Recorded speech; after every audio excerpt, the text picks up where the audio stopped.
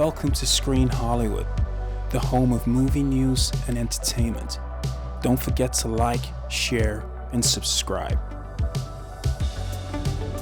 Alright, what is up everyone? Adam here for Screen Hollywood. If you're new to the channel, join the Hollywood family and hit the like, subscribe, notification bell, and hype button. And bookmark and subscribe to our international news publication at screenhollywood.com.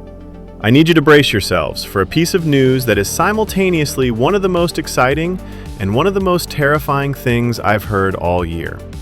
Universal Pictures is bringing back The Exorcist.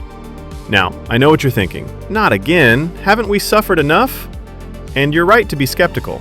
But hold on, because this is where the story takes a wild turn. The studio has brought in two of the most respected names in the entire industry to perform what is essentially a creative exorcism on this franchise. The director is the modern master of horror, Mike Flanagan, and the star is Scarlett Johansson. This isn't just a casting announcement, folks. This is a high-stakes, all-or-nothing gamble.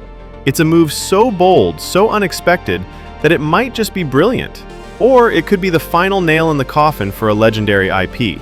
So today, we're going to break it all down. The genius, the risk, and the monumental challenge facing this dream team. First, let's talk about why this is even happening. This project is rising from the ashes of a spectacular $400 million disaster. Universal's plan for a new trilogy, starting with 2023's The Exorcist Believer, crashed and burned so hard it left a crater in the box office. The film was a critical and commercial failure, a clear message from audiences that you cannot just slap a legendary title on a mediocre product and expect them to show up. So, the studio did the smartest thing it could have done. It banished the old plan, parted ways with the previous director, and brought in a certified auteur. Mike Flanagan is, in my opinion, the perfect choice. This is the man who gave us emotionally devastating and genuinely terrifying stories like The Haunting of Hill House and Dr. Sleep. He understands that the best horror isn't about the demon, it's about the people the demon is tormenting. He brings prestige, intelligence, and a deep respect for character to everything he does. And then there's the star power. Let's be very clear about something. Scarlett Johansson is arguably the most influential and bankable actress in Hollywood right now. She is a power player who can get movies made, a global superstar who can move between intimate indie dramas and billion-dollar blockbusters with ease. Casting her in this is an absolute masterstroke. It's a signal to everyone, to audiences, to critics, to the industry, that this is not just another cheap sequel. This is an A-list prestige event. But, and this is a huge but, that doesn't guarantee success. In fact, what they are attempting to do here is climb a mountain that might be unclimbable. The first and most obvious obstacle is the original 1973 film. We are not talking about just another classic horror movie. William Friedkin's The Exorcist is a cultural landmark. It's a film that caused people to faint in theaters. It's a masterpiece of tension, atmosphere, and psychological terror that is still just as powerful 50 years later. It is holy ground. And the first question out of millions of people's mouths will be, why? Why do we need another one? And that is a very, very fair question. The brand itself is also damaged. For every person who reveres the original, there are countless others who only know The Exorcist through the parade of terrible sequels, prequels, and knockoffs that have been churned out over the decades. The name carries as much baggage as it does prestige. And all of this is happening in an era of crippling remake fatigue. Audiences are tired. We are cynical. We have been burned too many times by lazy, creatively bankrupt reboots that exist only to exploit our nostalgia. Scarlett Johansson's star power can get people to pay attention, but it can't force them to care. Not anymore. The movie itself has to do the heavy lifting. This brings us to the core of the challenge.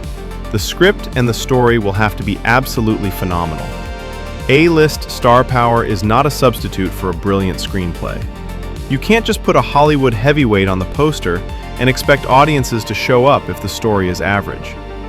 Having a blonde Bombshell as the lead isn't going to be enough to guarantee success at the box office if the story feels like something we've seen a dozen times before.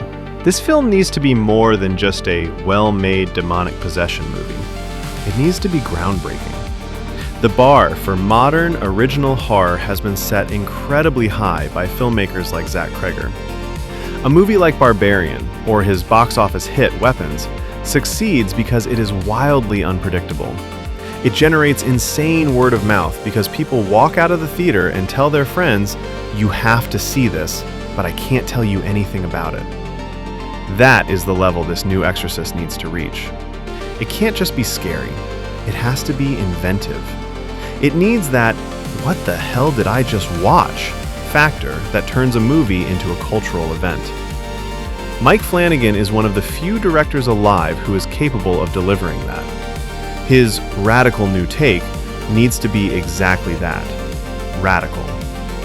So, what we have here is a fascinating paradox. We have a dream team of talent assembled for a project that, on paper, seems almost impossible to pull off successfully. You have an A-list star who elevates everything she's in, and a genre master who has earned the trust of horror fans everywhere. They have all the tools they need. But they are fighting against the ghost of a cinematic masterpiece, decades of franchise fatigue, and an audience that is more skeptical than ever. I am cautiously optimistic, because I will bet on talent like Flanagan and Johansson every single time. But I am also deeply aware of the curse they are trying to break. This is truly a high-wire act without a net. What do you guys think? Is the combination of Scarlett Johansson and Mike Flanagan enough to get you excited for a new Exorcist? Or is this franchise better left buried? Let me know your thoughts in the comments below. As always, don't forget to like, subscribe, and hit that notification bell for more from Screen Hollywood. Thanks for watching. See you in the next one.